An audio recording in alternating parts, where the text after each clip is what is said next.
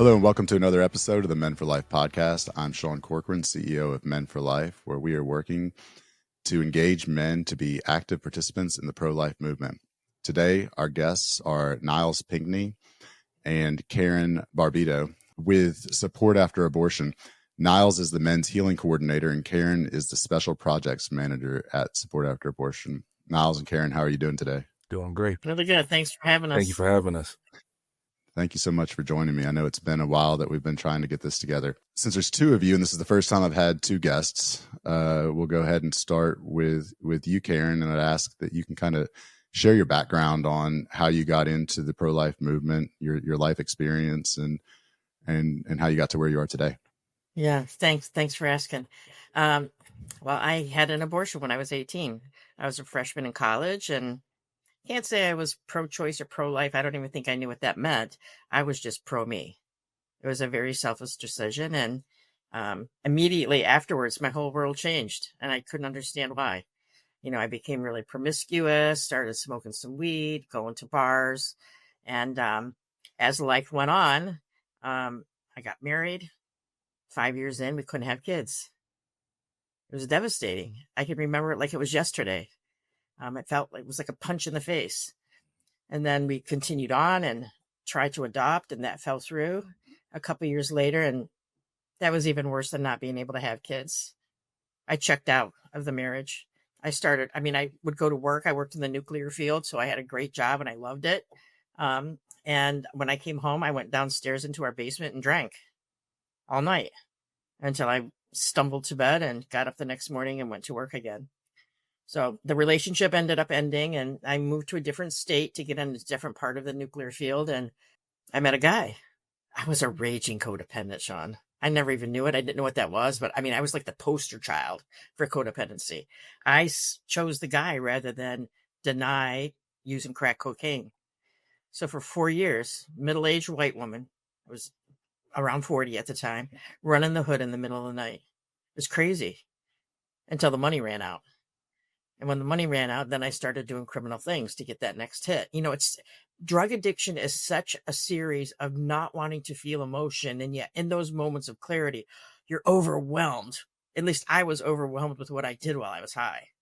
How much money I spent, all the grimy, ugly things that I did. It's a freak show out there. And so I was homeless. I became a criminal. I'm a convicted felon. And I've been in rehab like 9 times. The 9th time, nobody ever asked me about pregnancies. Nobody ever asked me about live births or not.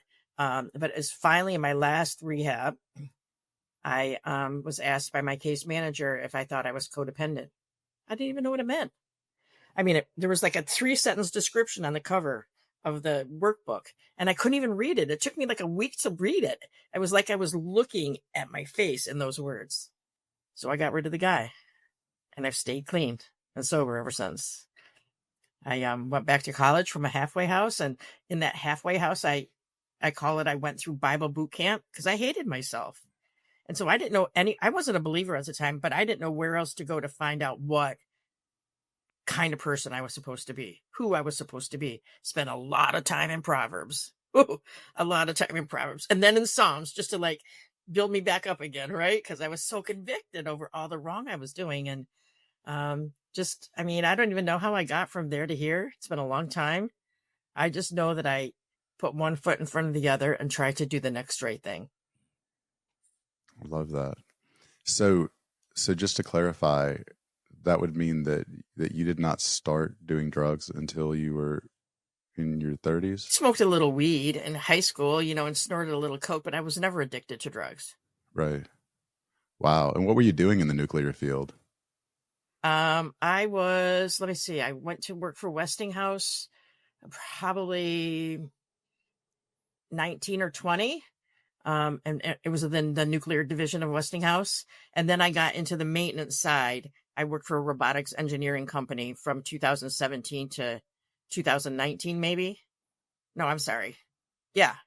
1997 to whatever the years are. I don't know. I was only there a couple of years, but I was in the maintenance side. We developed robots that could visually inspect the inside of steam generators. It was cool. Yeah, it's just crazy to hear how addiction can really tear lives apart. Where you're an adult, right, in this career, and then you find this substance that you become addicted to, and it sounds like in this case a man who you become addicted to, which led you to the substance, and then it just really tears lives apart. And our stories are so similar. And they are. And you know what's really messed up is that for decades, I didn't know that healing was available. It wasn't until I applied for a job at a pregnancy center that they asked me about my pregnancies. And I told them what I'd done. And they said, well, you have to go through abortion healing if you want the job. And I'm like, abortion healing? What's that? I had no clue. And I'll tell you what, I did not know how not okay I was. I was not okay. I mean, I've been through a lot of healing now. That's kind of our purpose at Support After Abortion, is to do ongoing healing, because there's so much other stuff that we can heal from. But I can remember for the first time recognizing that I was a mom. I had told myself for decades, I'm never going to be a mom. You ruined the only opportunity you were ever going to have. I'm never going to be a mom. But I am a mom. I am a mom. Yeah. That that's such an important thing to say too, to recognize and to share. Yeah. So thanks for letting me share. Yeah. And Niles, how about you? What is your background? So my background was I was a student athlete in college. And actually I had a son actually before he was born, my second year in college. I like to say second year, my redshirt freshman year, however, if you know it that way in college. So I kind of got thrown into the life of being a father and balancing that as well as being a student athlete early. And then maybe 2 years later, me and another young lady met. We dated for a few months, and we were in different points in our life. She had just graduated college, getting ready for grad school. I'm getting ready to go into one of my last years of college. And as for people that watch sports, they know those are very important years for professional development and getting ready for the next step. Well, she had just gotten into grad school in a very difficult major. She was in a major she's going to be an occupational therapist, and if anybody knows, their program is very intentional, like a lot of things they do. Me, I'm going through training and certain things like that. So maybe 2 or 3 weeks into the season, she tells me she's like she hasn't had her period in a while. She doesn't feel very well, and she just has been off emotionally and everything else. And me and her just decide, hey, let's take a pregnancy test. And me and her saying that, we said it with a confidence of knowing, oh, she's not pregnant. There's no way. We've been taking the steps. We've been careful. And she called me with the pregnancy test results the day before I had a game, just got settled into our hotel. And I just sat there in shock because I was like, uh-oh, I'm 20 years old. I'm about to be a father of two potentially. I'm still in college. I don't know.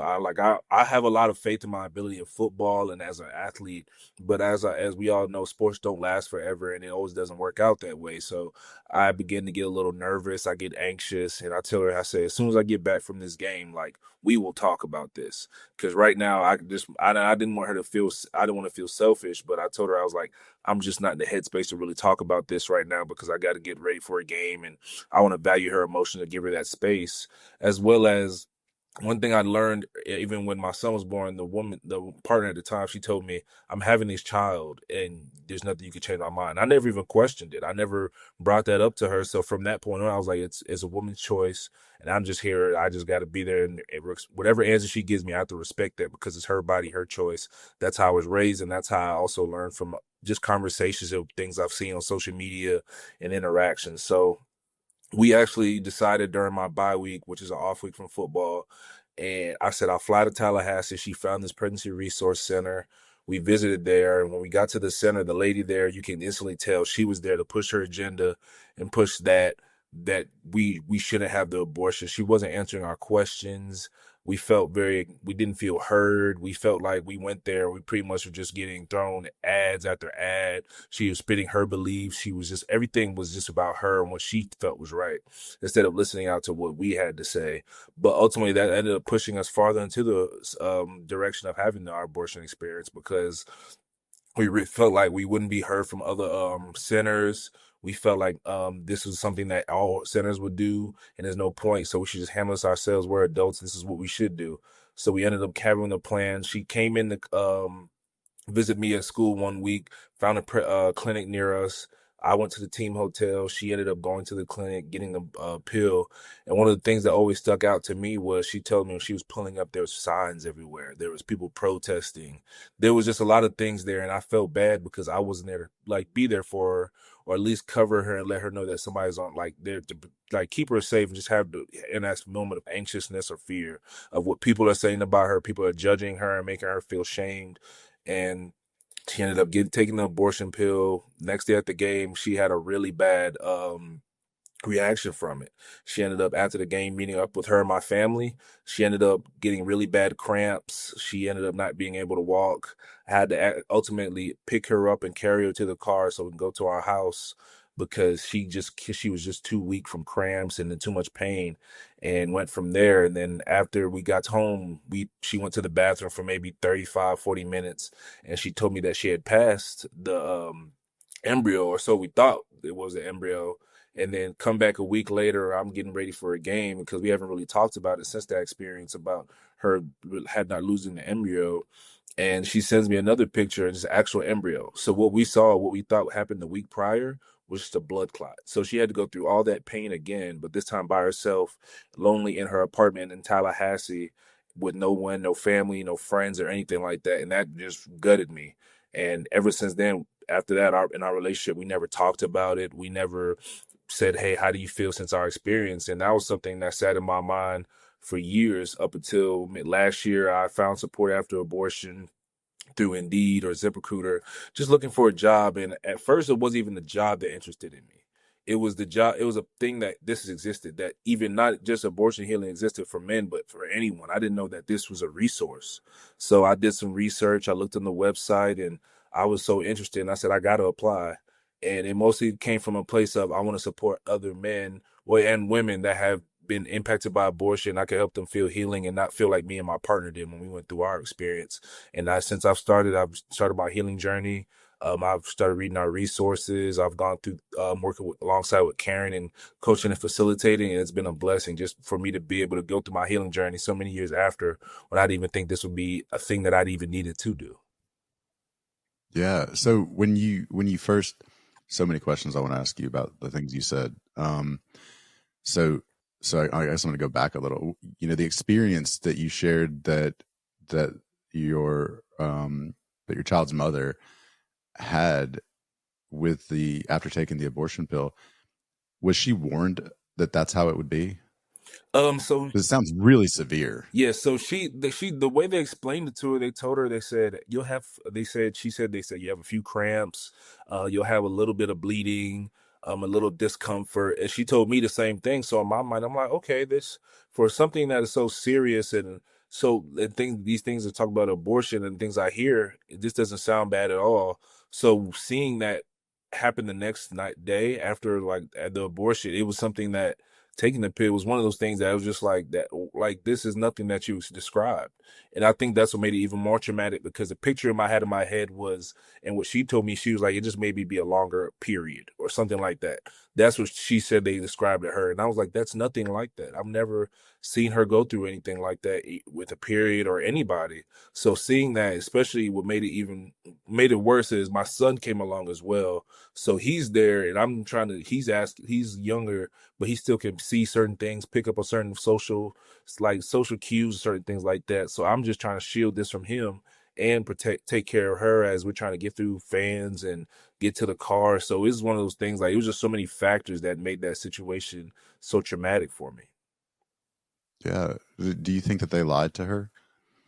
And I would not. And the thing is, I don't, like, sometimes I did have that thought, did cross my mind a few times, did they lie to her to get her to take the pill, and sometimes I feel like maybe they told that to her so she would feel more comfortable taking the pill, or it was just so many things I threw around in my head, and I said maybe it's just something different that she maybe have just told me different to help me not worry, because she knows how I am. I'm very protective. I wanted to be there for her. Like I told her, I was like, I'll skip the team hotel and I'll go with you to the clinic. And she's like, please don't do that. She's like, I know how important these games are for you. And she was still thinking about me and my goals and my dreams the whole time. So I think it may have been one of those things that she could have done that just to protect me as well. Okay. Another thing you said is that the second time she sent you a picture, you saw the embryo, I mean, was it clear that you guys knew at that point this was the baby? Oh yes, it was clear, and I think that going through that again, especially after thinking it happened the week prior. So, but seeing it clearly there, and it was one of those things like how I said I froze before when I saw the pregnancy test. This was 10 times worse because like now with seeing like the actual child development, this is how far along she was, and seeing that, and the fact that it was just sitting there, and she sent that picture, and she after she passed it actually into the toilet. So it was one of those things of like, it's like a moment of just like, I didn't know how, I just felt stuck in time. Like, I was like, I wish I could just go back. And then like, as we realize you just can't go back, and those things, you always have those thoughts, you always have those feelings. And it was something that lingered for months to years. But even at that point, you didn't recognize that you may benefit from some kind of healing, or even did you even think about it? I honestly think what a lot of men probably say, I didn't think men had the reason to look for healing or start a healing journey, or I shouldn't be as hurt as I am because I'm not the one that had this happened to their body. So it was one of those things of, I just felt like I just had to put that away and put those thoughts of, or even it wasn't even a thought because I didn't think I had a right to. Like the same thing where I said before, it's her choice, her body, her what she says goes. I feel like it's her grieving. So only thing I should be doing is helping her through her process and helping her get back to normal and just go. But everything, there was nothing focused on me. And so then with support after abortion, I just want to clarify, you were just looking for a job. Yes, I was like looking for jobs in multiple places because I graduated from college with criminal justice and sociology. So support after abortion just happened to be blessed by me on looking online at 3 a.m. looking for jobs. And it just was on, it just had an ad, and it was brand new, maybe a few days posted. And I saw it. It was like, at first I kind of skipped it because I was like, this wasn't like criminal justice sociology focused. But then I went back and I was like, maybe that's there for a reason. So I looked at it. They said they were looking for a men's healing coordinator. And I was like, and then I just did some research on just the website. And I honestly was just like, this is here for a reason. There's no reason this would be on my like that job searching site at 3 a.m. in the morning. So this was God putting this for me to help others, but also I didn't know how much it would help me heal as well, because that's one of the first things that support after abortion pushed me to, is having me go through self-guided resources. Wow, that's really God working, right? Yes. Like all three of our stories are examples of how strong God is and how much He works on our lives. It's crazy. Yeah. So Karin, how long have you been at Support After Abortion? Since the beginning.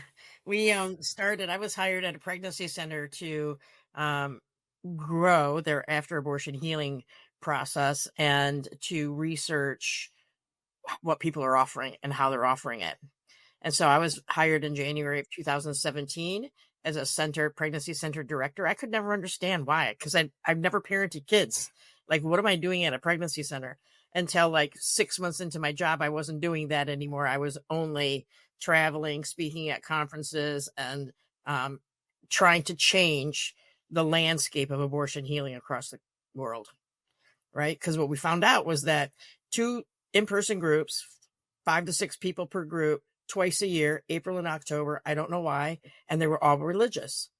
And as I traveled more, people would come up to our booth and say, like, I'm an atheist. What do you have for me? I'd say, I don't have anything, but I'll find something. And all I could find was these really huge clinical books that were really clinical in nature. And so we said, well, we got to change that.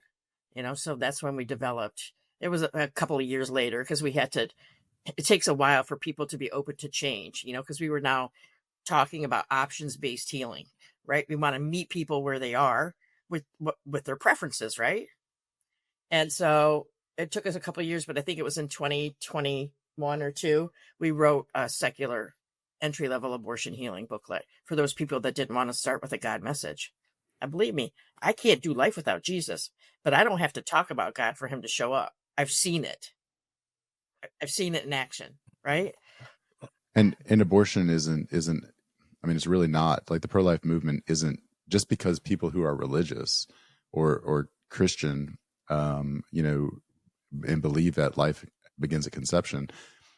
are in the pro-life movement doesn't mean that being pro-life is necessarily solely a Christian or religious attribute, right? Not at all. I mean, we have great friends as secular pro-life, right? They believe all life has dignity to it, and they have their own religious beliefs, right? They're really strong supporters of us, and likewise, the opposite way. We run a lot of our materials that we're marketing as seculars across them, so that they can take a look at it. Because you know how it is. I'm assuming you're a Christian.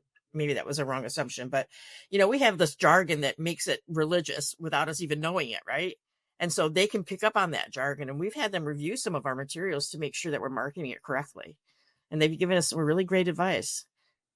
So since you've been there since the beginning, I'll ask you to kind of walk us through what does support after abortion do? Not what we started doing. So when we started, we offered after abortion healing. And so I was hired to grow it. So we knew that 10 people a year was not enough. So our organization is built on 3 C's. Compassion. We want people to lead with compassion when it comes to somebody that's had an abortion experience. We want to collaborate, because very early on, I found that most pregnancy centers operated in a silo because they're going after the same money. So it's competitive, and we're trying to change that. We want people to collaborate. We can't do it alone, right? And then we want to build capacity. Our research shows that 22 million people, if they knew where to go for help, are hurting after their abortion, and they could benefit from healing and really want it, right? Listen, I mean, when COVID hit and we pivoted to everything virtual, I got every author that I knew to come and do their book on our Zoom platform. And we had like 44 groups in 2020. Still not enough, right? That's 440 people. So since then, we've pivoted from being a program, offering our own abortion healing, to equipping, mentoring, coaching pregnancy centers around the world on how they can facilitate. And so now I'm coaching probably 50, 60 agencies right now. And we have probably 40 groups, all being facilitated by those agencies, scheduled so far for 2025. And we're just in the first quarter, right? And so now the next step, if I can just finish, the next step is for me to replicate myself, right? So we have 50 coaches working with 50 agencies on how to facilitate. Then the trajectory becomes vertical, right? Then we can make a difference. So with those different coaching groups, you have, it sounds like secular, oh yeah, post-abortive healing, men's post-abortive healing, women's post-abortive healing. Mm-hmm. Does that cover all the bases? Well, and we wrote another book when we were part of the pregnancy center. It's called Unraveled Roots. I don't know if you've heard of it. You can go through abortion healing and your life can still be chaotic. You're still making really bad decisions, right? And so we were just brainstorming. My boss and I were brainstorming one day, and it's like, we're not serving these people well. We're not, when I ask people like, why are you in bed with this guy? And they say, I don't know. I would stop the conversation because I didn't have the answer. So we created the answer by writing this book. And so we have all of those agencies also for men. We've recently written with Nyles and Greg Mayo, who used to work with us. We recently wrote an Unraveled Roots book for men. And we're just finishing up an entry-level religious book for men written by men. And it's so good. I can't wait for it to come out because it's really conversational. It's guy speak. You know what I mean? It's not a book written by women for men. So I'm going to go to Nyles in a second about that, but I want to ask you, because I think it's more powerful coming from a woman. Why is it necessary for men to have a book or even a program facilitated or written by men? Because I'm not a man. I don't know how men are, you guys are confusing to the opposite sex, we don't know how you think. We don't, we're raised up differently. Everything that Nyles talks about is about protecting his girl, right? Fixing the problem. That's not how we operate. We're emotional, right? Like, we're either going to stand up and be really confident and say, you're not going to tell me what to do, or else we're going to be a puddle on the floor and we want you to, right? So we need men speaking to men, especially men that have their own testimony around abortion, right? And we need to change the narrative that men do have a say. Men's feelings are important. I'm preaching now, y'all. I love it.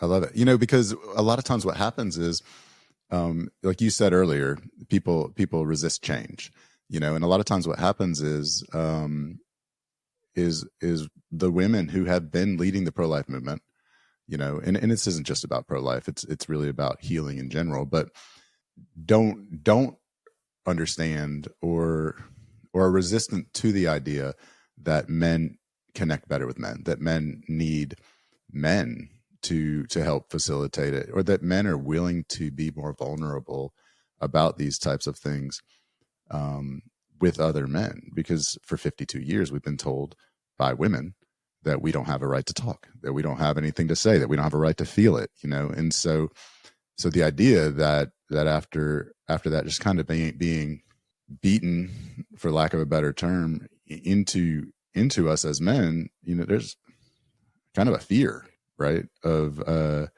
not necessarily a fear of women, but a fear of being our feelings being rejected by women, because our feelings were rejected by women. And so I think that's really great that Support After Abortion is working towards that end, because I spoke earlier today with a gentleman in Dallas who runs it's similar to a Rachel's Vineyard. It's called Project Joseph. And when he started it, he was saying that the woman in charge of the Rachel's Vineyard retreats in Dallas said, "I'm going to do this, but I'm only going to do it to prove to you that we don't need it, that we don't need a men's healing by men." And then after they did it, she said, "Okay, my experiment worked and I was wrong." Like, men need this. And so to that point, Nyles, can you share with us what you're doing with Support After Abortion as it pertains to men's healing? Oh, of course. So one of the biggest things in Support After Abortion, like Karin mentioned, was like helping with our new resource for men, but as well as the biggest question of how do we get more men to come in and know that they deserve, and should go through healing? Because whenever I reach out to other pregnancy resource centers, or even reach out to different people interested in Support After Abortion, there are certain things they're asked is like, how do you get men to come in? And I say, well, that's my job. That's what I'm trying to figure out. I'm trying to figure out how to get men to come in. I'm trying to figure out what is the best way to gain that trust. And like you said, that thing that's been beaten into us, I'm trying to help get that out of our system and let them know that you're allowed to feel. There's a place for you to feel with no judgment. And just, you don't even have to go through, I tell them certain things when I do talk to men, because I've worked with our after abortion line sometimes. On our after abortion line, this is where we have those that have been impacted by abortion. They reach out to us, and it's not just within the couple, but this can be the friend of the couple, the grandfather, the father of the young lady or the man that's going through it. Because that's one thing at Support the Abortion, we know abortion impacts everyone differently, but when it pertains to men, I'm just trying to figure out how to let them know that they have that safe space, and just give that sense of encouragement as well. Because I just recently, when I worked through clients with different men or that have been impacted, I said you took the very important first step. You became self-aware. You knew that you needed to start healing. The fact that you're even talking to me right now and that you're telling me what you're experiencing, your emotions, you're being vulnerable to someone you don't know, but you know that this is what you need to start your journey. I let them know that and use that as a little bit of nugget of encouragement whenever I talk to them. And I make sure to tell them that, because at times you will think, oh, I'm not going anywhere. But I say, you already took the hardest step. You communicated that you're struggling. And that's one thing that I think for men, but everybody it's hard to admit that I'm struggling, because everybody in these days want to be independent, look strong, and give off this feeling of I don't need anything. But whenever you become that vulnerable and you open that door, it is scary, because it's like now you see the real me, the person that's behind closed doors, that's either crying, angry, resentful. But you have this space and you're starting off, and we're going to help you through this journey.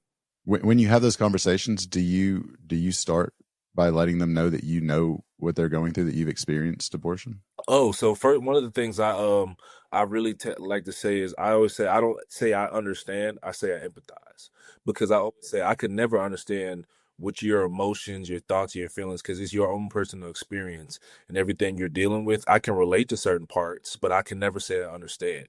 So I tell them I'm empathizing to understand, so I can help support you and find find the best support for you and help them along their journey.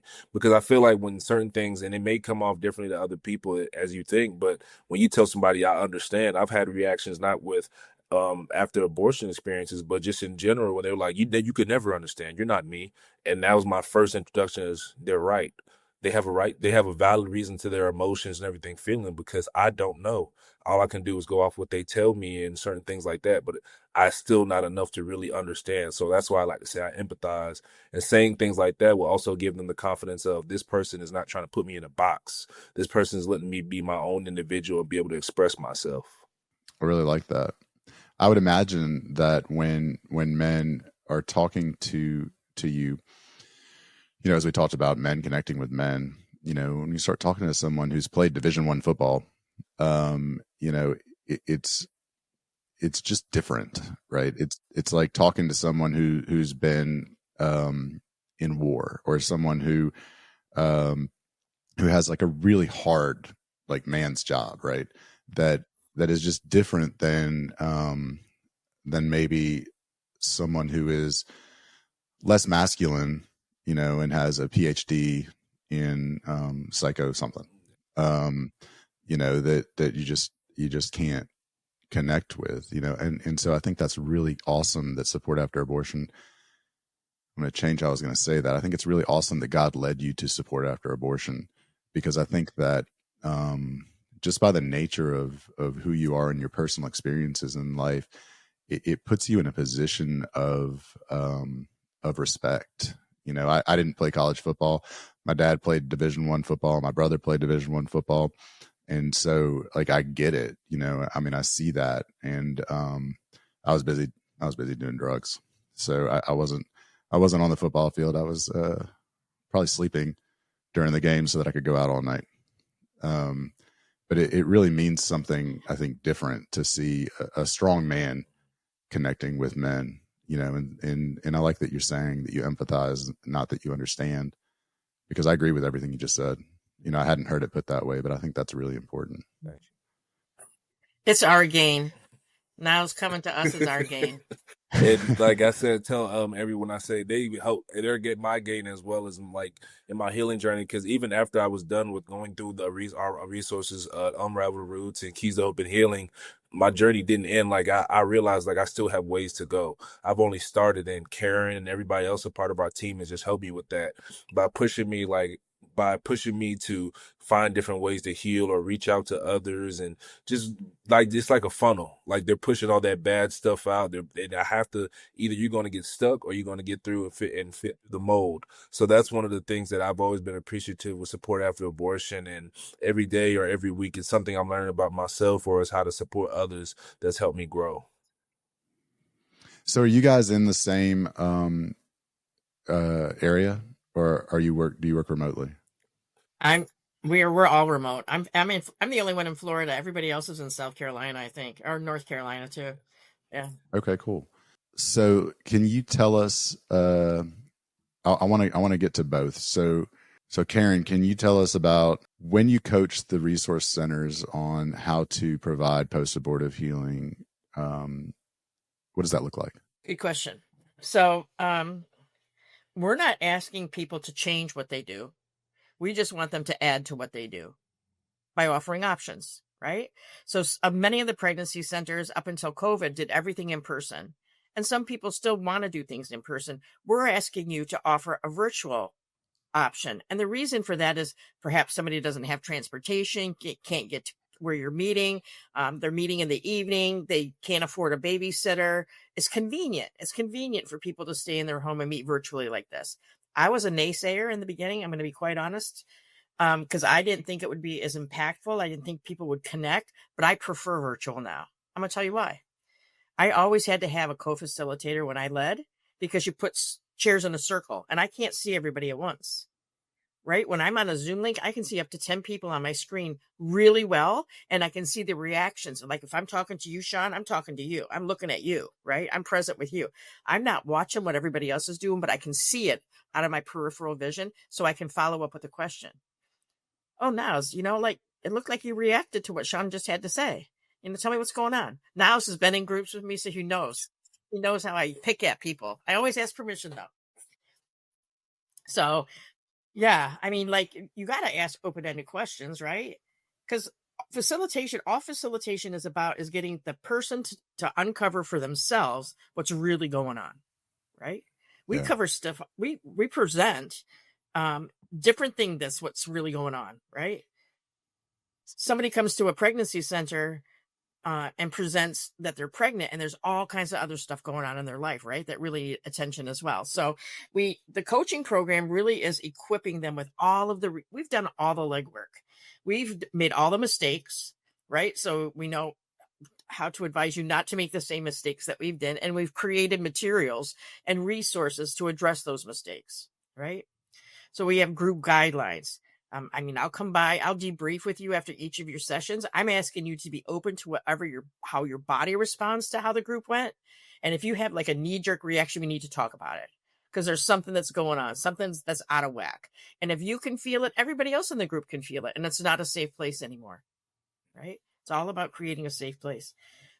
We have all kinds of resources, guidelines. We have certificate of life. People like to take something away from their memorial service, their celebration of life. So we've created these masculine, feminine, secular, religious things that they can fill out and buy a frame for or something like that. I bought myself a ring with 2 gold bars that swirled around it, and it said "Brave Love" on the inside.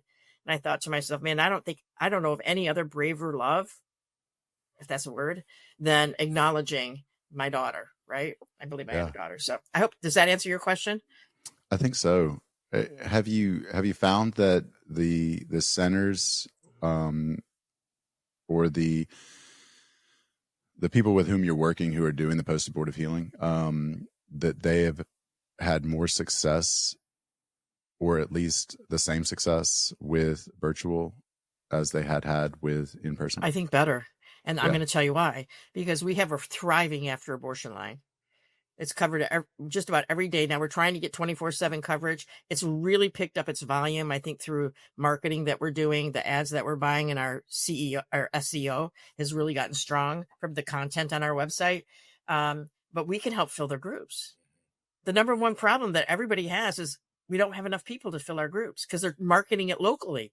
People don't want to heal where they live. They don't want to. It's in our research, right? And so like virtual, run into people who you know. Yes, you could. Yeah. And so the very first virtual group that I did in 2020, when we became our own nonprofit, I had a woman from Switzerland in my group. It was the coolest thing ever, right?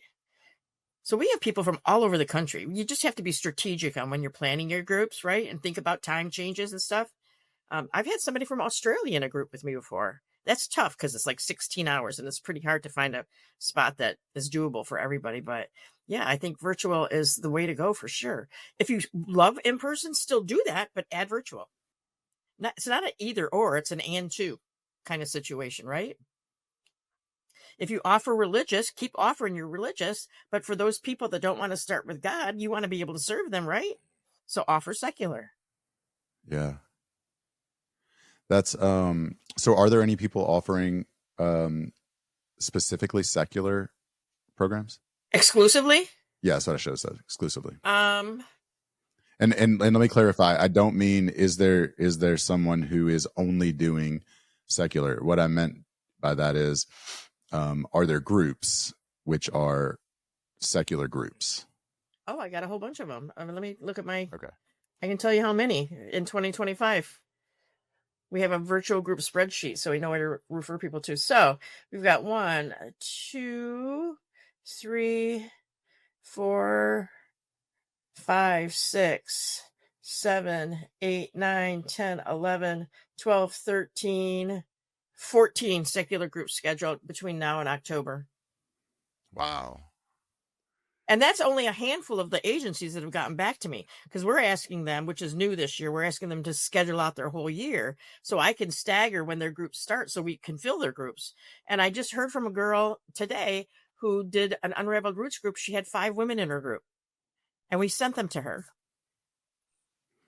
How do these organizations or centers connect with you to work with you? Nyles. Oh yes. So one of the roles I have as well, I'm a community ambassador. So this is where I reach out to different pregnancy resource centers throughout the country or out of the country to connect with us and add them to our directory. So I'll reach out to them. I'll start off with introduction email, tell them a little bit about myself as well as support after abortion. And while I'm reaching out to them as well, and I'll give them a scheduled time so that through that process, I give them my meeting schedule where they can schedule a time and a date to do a phone call or a Google Meet, whichever one works better for them. And in that meeting, it gives them an opportunity to learn about support after abortion. I learned about them and their organization and what they provide and what resources they have, their curriculum, their challenges, just have a conversation with them. And hopefully by the end of the conversation, I always tell them, I said, I would love to have you in our directory because we want to help. It takes a lot. It takes, like I always say, my thing is it takes a village to heal everyone. And I don't know if you heard that saying, but it's just like, it takes a village. And I know that makes it sound small, but we're us working together, like in to heal others that have been impacted by abortion. It can't just be one state. It can't be just one organization. We want to make sure we can find everywhere that's possible and spread it everywhere so we can find healing for everyone. Because as we know, we got to be able to support, like Karin mentioned, we want to be able to support everyone in any kind of way so we can get people in groups, start their healing journey any way we can. So that's one of the things that we do is like they'll email us, they'll go to our website, they'll contact us through that way, or even I'll do research myself and look up certain states I'll focus on, and I'll go through and find every pregnancy resource center in that state, and I'll send my introduction email. I'll try to start this relationship going in that role, and then even after we add them to our directory, we start to take the next step, and hopefully we can introduce them to Karin, so then they can start facilitating having groups on our resources, so they can have secular, optional, religion, just everything available, because that's one of the things we want to do just to help. Because some organizations that I do reach out to, they'll say, we don't have a curriculum. And they'll say, we're just trying to find one still. Only thing we mainly do, we'll send them off to a therapist. And we're not saying anything's wrong with that at all, but they said they want to say, we want to add something in-house. So that's something that when I hear that, I say, ding, ding, ding, I have the perfect person for you. And I'll introduce them to Karin right after our meeting, start that relationship, that ball going there. And then we start sending them invites to join our monthly webinars. If they have any questions or concerns or anything that they would like to know, even if I don't have the answer and they reach out to me, I'll do some research to find the answer for them, because I want them to know that I want to support them and help them heal as many with their healing journey as possible. So do you guys help them to design the curriculum? If they call and they say, we don't even have a curriculum, we send them to a therapist? I wouldn't, unless, depending on what they want to develop, we've never had that question come up before. If it's a religious resource and if it's not for men, there's so much good stuff out there. I know just about all of them, and I could tell them which ones are my favorite. We prefer 6 weeks, an hour and a half tops meeting length, because people are busy. It's hard to put 6 Tuesdays together at 6:00 p.m. for an hour and a half, right? But I was just looking, we have 29 groups scheduled so far. We have a lot of options for people, and they're not all just secular. There's religious, and not just Keys to Hope and Healing. There's Forgiven and Set Free. We got Unraveled Roots in here. There's a codependency group in here. If you want to let us know that you're holding your groups virtually, we'll help you fill them. That's amazing. So this may be a stupid question, but something that Nyles said about religious. Are there any groups that do? So I'm Catholic. So my question is kind of, are there groups that have a Catholic program versus other Christian denominations? That's a really great question, and I think I know the answer to it. So you mentioned Rachel's Vineyard before. They say they're ecumenical, but it is Catholic, right? Because I've been to Project Rachel and stuff like that, and I'm a Protestant, and so I couldn't take communion and stuff like that. So there is some retreats like that. But I'm going to tell you, have you ever heard of the Word Among Us? It's a Catholic organization. They developed 35 years ago that little prayer booklet that goes into the prison system for people to get connected. So we have that. It's a Keys to Hope and Healing. We call it a prayer booklet. I can't say that it's exclusively Catholic because I haven't read it. But I know it was created by a Catholic organization. And the book that I told you about that we're doing for the entry level religion for men, it's both Catholic and Protestant. So there's prayers at the end of each chapter, and we've done some of them that would resonate with a Catholic person and some that would resonate with a Protestant person. And we were really mindful to make sure that it covered, the broadest religion perspective as possible. Yeah. That's just interesting. It's not something that I'd ever thought of. I don't know that I would choose to go to a program or choose not to go to a program based on whether or not it was a Catholic program. But for some reason, it just made me think of that. Yeah, and I think that's a really great question. So of those groups that you have, how many of them are men's groups? So let me caveat by saying that there are people that aren't in the coaching program that are offering men's services, right? And so they don't need our help in filling their group. So they're not part of that program. I mean, right now, Nyles, let me look at my coaching thing. I think we got, that I know of, that I'm coaching, we have 3 different people that are offering men's services, both Keys to Hope and Healing and Unraveled Roots. Okay. Wow. And that we're just starting. I mean, we're just really starting on this, right? Yeah. Right.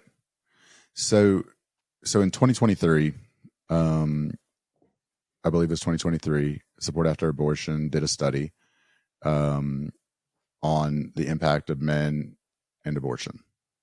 Yeah, study shows long-term negative impact of abortion on men. Mm-hmm. I'd like to talk about that. Were both of you there at that time? Who wants to talk about it? I was here. Nyles, did you print it out? We have like a summary sheets of it. I mean, the white paper is like 10 or 11 pages, but I printed out the summary. Do you have that in front of you? No, I don't have that on me right now. So then I'll answer your questions as best I can, Sean. I just kind of wanted to talk about your experience, you being the organization Support After Abortion, experience in doing this study, in finding the results. I think it's something that you got ahead of, right? That's lacking, that you saw that is lacking is men's healing, and it's clear that you're working on it. I mean, you have Nyles, who is specifically dedicated to men's healing, so kind of at the forefront of addressing that. So I'm just curious, I guess, what brought Support After Abortion to the idea that, hey, this is something that's important that we need to look at. And then through the study, like what did you find that that you saw as impactful? So when we were still part of Pregnancy Solutions, and to be clear, I don't expect you to have the study memorized. Oh no, I'm not. I don't have it memorized. I'm going to look at my notes.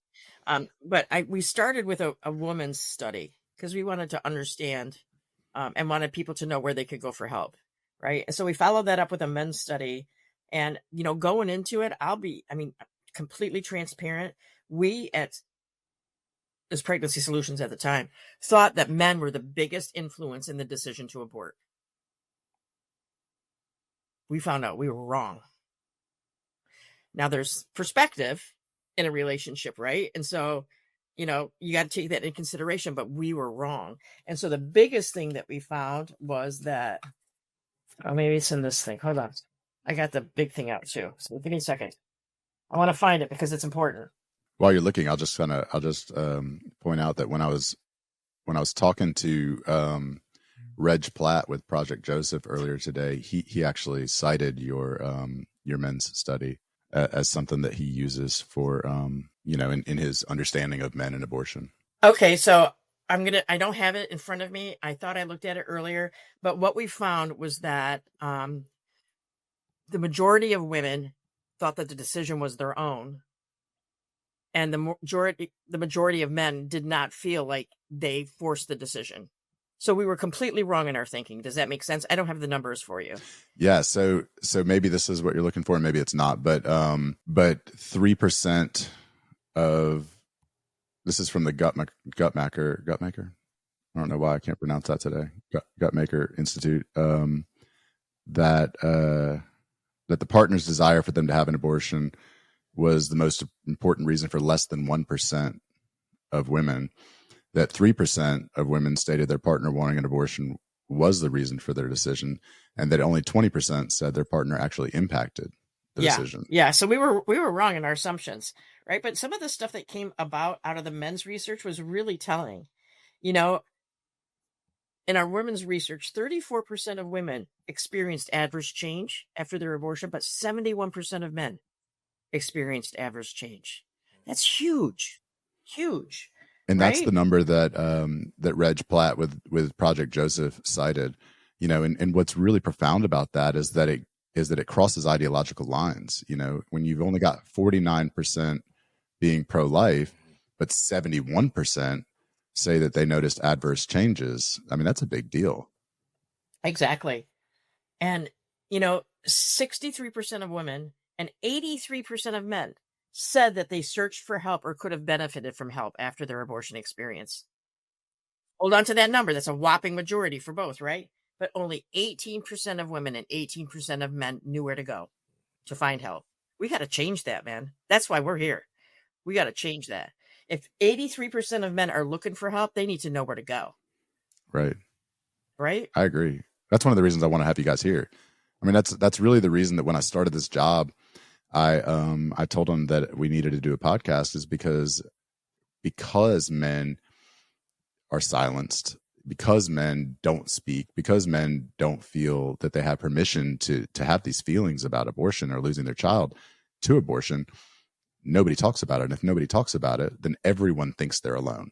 You know, everyone thinks they're the only person that is having these feelings. I certainly didn't realize that there was any other man who had grief, guilt, shame, regret from losing a child to abortion until I spoke about it.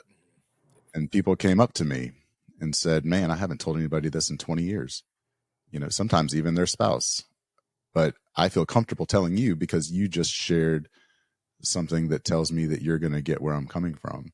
And so it's so important that we, I mean, this isn't about putting men on a pedestal of abortion, you know, and pro-life over women. It's about helping the men where they're at, you know, and the only way to do that is to get out there that there are services, to get out there that it's okay as a man to feel loss and shame and regret, and that there's something you can do about it, you know. And this is a human issue, right?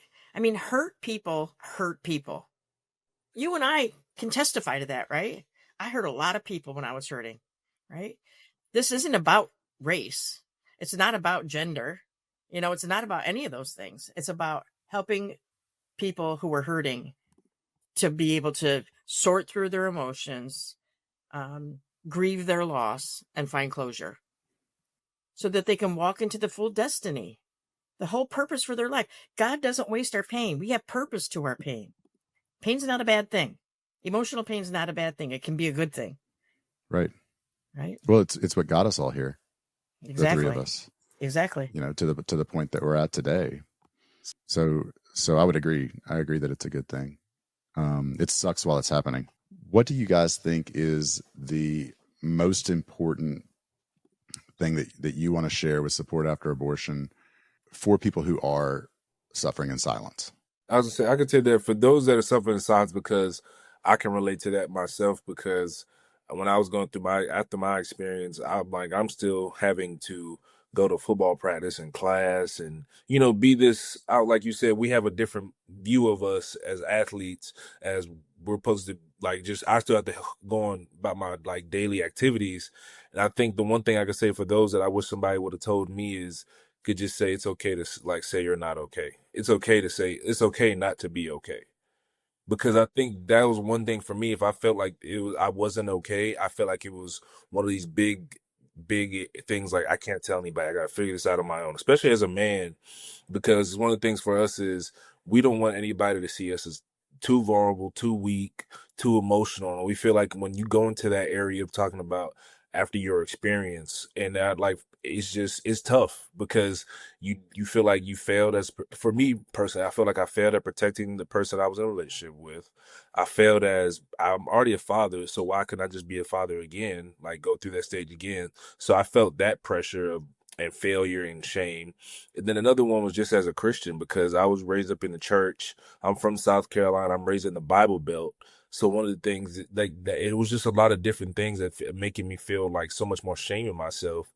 And if somebody would have just told me it's okay to not be okay, and then if I would have shared my experience and my story, and they would have said, you just took the first step. Like I tell other men or women that I talk to, is you took the first step of recognizing and being self-aware that you're not okay, and you started your journey already.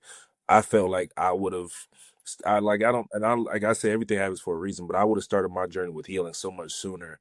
And it would have been something that could have helped me when I was in college, because I had a lot of teammates and coaches wondering what's wrong with Nyles. Why is Nyles so standoffish right now?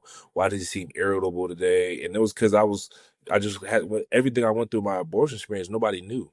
My head coach didn't know, my position coach, teammates, friends, nobody knew except my partner and my parents, because they were near the area and they helped us after the game when she had that situation happen. But other than that, nobody knew. So it was one of those things of, I'm not okay, and nobody knows that I'm not okay, and nobody to talk to. So it's nobody even checking in on me.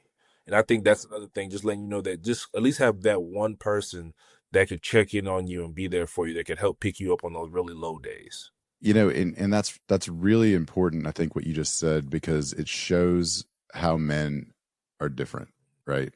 That you are, when my dad drove to Tallahassee whenever the abortion happened, he drove in and he talked to the girl's mom.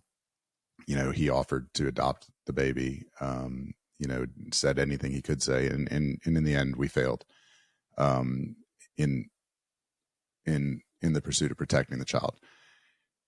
But when he left, he said something to the effect of, all right, put your head down, push through it, work hard, the things we say to men. And I couldn't, that's not where I was at. Like, I just sat in my room for the rest of the semester until I failed out of school. But that's how men are approached. And then you have the other side, which is somewhat glorified in circles on social media, where you have, men dancing around a fire naked, hugging and crying in each other's laps, which, isn't helpful. That's not how men heal. That's how men become women. And it's just not the same, it's just not the same type of healing. So finding that balance, kind of like you referenced, of letting men know that it's okay to feel, letting men know that it's okay to be hurt, and that being hurt doesn't mean that you have to lay down in another man's lap and cry, right? It just means you're hurt, and let's talk about it. Because if you don't talk about it, then you're going to be hurt tomorrow, and you're going to be hurt the next day. And so I think what you said is really important. I think I think that's probably, from my perspective as a man, as a father, the most important thing that I see in this is letting men know, that giving them permission. That's how I say that's what I say happened to me in treatment. That was the first time I was given permission to mourn, given permission to feel any feelings related to the loss of my child. And so I love that you said that. All right. Is there anything else that we can share about support after abortion, about the work that you guys are doing? Anything else that is important or that's on your heart that you want to make sure that we share? We've said it all. I think we've really said it all. You're so right, though, about, I would not have answered that question the way Nyles did. As a woman, I would not. That's not what I would say to somebody that was struggling after abortion. What would you say? Well, I'd be talking to a woman, right? I would say, listen, I know this is hard, but you're not going to be alone through it all. I'll be there right with you, or somebody will be there right with you. And, emotional pain is temporary. Transformation lasts a lifetime. You can do this. And we're going to make sure you get through it. Because women are afraid. Women are afraid. I don't know if you can answer this, but I'm going to ask, Karin, what would you say that, based on the studies that you guys have done and of course all the work that you've done personally, what would you say would be the best approach for, this is going to be a clunky question because I'm trying to get it, formulate it right. But if a young man is faced with a conversation about an unplanned pregnancy, but wants to protect the baby, like doesn't want an abortion to happen, what would you say is the best way that he could approach in order to give the mother of that child what she needs? Does that make sense? And to put it in context, whenever I was told that my girlfriend at the time was having an abortion, my mind immediately went to the baby, right? Like my mind was not focused on her. So I'm going to answer. I've never been asked this question before, but I'm going to answer it how I would want my partner to interact with me. I would want to feel heard. I would want to feel supported, but I would want him to speak his mind. I want to know where he's at, what he's thinking about, because sometimes, at least what Nyles has told me, is that men don't speak up because they feel it's not part of their decision. But I want to be heard. I want him to acknowledge all my fear, what I'm afraid of. There's all kinds of influences that go into the decision to abort, and most of them are not rational. That's not for the man to point out. I just want him to validate. I can understand how you feel that way. I can respect that you feel that way. Maybe not use the word understand, but I respect that you feel that way. What can I do to help? So not being silent. Certainly don't be silent. Not being silent, no. And you guys have go ahead, Nyles. And I was going to say, to piggyback off of that, I think another thing, just from my experience and wishing what I would have said, and I would have just felt like I was talking to a younger me, is what Karin said is, and I would have been like, if I was talking to my partner, I would tell her, you have a valid way to feel the way you do, like with your emotions. Like, as you tell her, if she tells me, she's like, I feel like I'm all over the place. And I'm like, what do you think? I think that I would have told my younger self, like Karin said, speak up. Like, you have a voice. This as a, like, understand your thinking. You can respect her body, her choice, but that also means you can respect your voice as well as in being able to speak up, because like we realize that sometimes that simple saying that I want the child, or I want to be there, or I'm going to support you through everything you're going through, because I feel like pregnancy can be very scary, especially when you're younger, especially for me. And I feel like just letting them, like, if you can be able to tell your partner, tell the woman that you're with and say, I'm here for you. That's sometimes all it takes, knowing that you have a support system, even if she's scared to tell her parents. Because that's what my partner that was pregnant, like that had the abortion experience, she was scared because the family she was raised by, they were her grandfather was a pastor, mother very involved in grandmother was very, very involved in the church. So off the bat, she's like expressed those scares. Like that was one of the first things she brought up. She was like, I can't tell my grandparents, because she was so scared of how she felt they would abandon her. They probably would isolate her. They would push her to the side and be like, you're not our granddaughter. And when she told me that, I said, I said it differently. I said, they couldn't do that. Like, they raised you. They may be a little upset or feel indifferent, but that you're pregnant because they didn't believe in having a child out of wedlock. So I told her, I was like, they wouldn't disown you. Like, you're their granddaughter. They raised you. But she had this big thing in her mind because how much she really loved them and how scared she was. And I think me just telling her that I'm here for you and we'll get through this together. And I would say, I know I have a son already, and I could have probably used, because me and her like to use humor sometimes, just being like getting in touch with your relationship, while also letting them know that you're not alone in this. I think just in speaking up, like Karin said, is like, those are the big things I would say to someone if a man approached me that way. Thank you for sharing that. I think that's really powerful. I think nobody wants to be alone. And there are a couple of of stories embedded in the study that you guys produced, where the man didn't speak up because he thought that the woman wanted an abortion, the woman didn't say anything because she thought that the man wanted the abortion. And it wasn't until after the abortion happened that they went and talked and realized that both of them had wanted the child. So silence is not just, is not just an omission. It's really a failure to act, and to benefit anyone. It doesn't benefit anyone to be silent. So I really appreciate what both of you guys just shared right there. Support After Abortion is a nonprofit organization. How can people support you? How can people find you? Like to anyone that's listening, like what's the best way to support and find support? You can go to our website at supportafterabortion.com. If you're somebody that's struggling after abortion, you can call our after abortion line at 844-289-HOPE.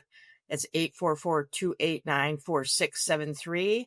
Or you can email us at help@supportafterabortion. Find our website, and you have a million different ways that you can connect with us. Awesome. Thank you so much. And I will include the email, the website, the phone number in the show notes. Awesome. Well, thank you both, Nyles and Karin. I really appreciate you guys joining me. I'm glad that we got to do this, and I look forward to seeing both of you, or whoever's at Heartbeat International next month. I look forward to seeing you guys there, and I look forward to talking to you both again. All right. Thank you for having us. Thank you.